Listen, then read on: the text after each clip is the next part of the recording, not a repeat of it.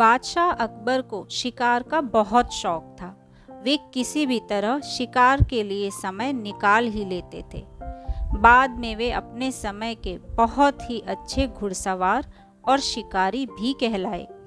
एक बार बादशाह अकबर शिकार के लिए निकले और घोड़े पर सरपट दौड़ते हुए उन्हें पता ही नहीं चला कि केवल कुछ सिपाहियों को छोड़कर बाकी सेना पीछे रह गई है।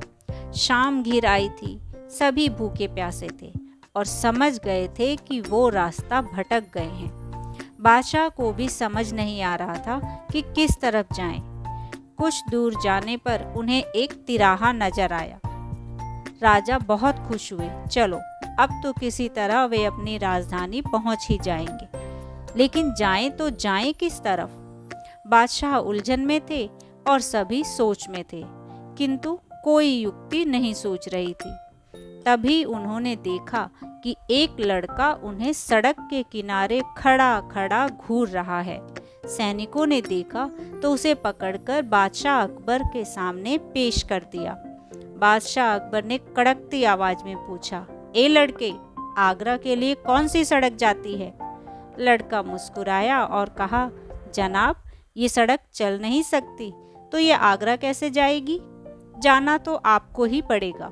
और यह कहकर वो खिलखिलाकर हंस पड़ा। सभी सैनिक मौन खड़े थे। वे राजा के गुस्से से वाकिफ थे।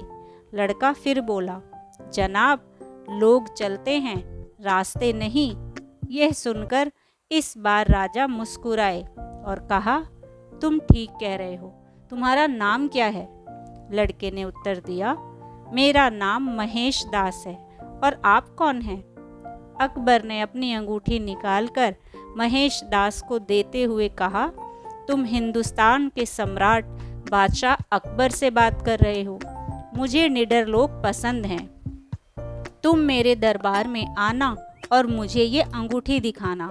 ये अंगूठी देखकर मैं तुम्हें पहचान लूँगा।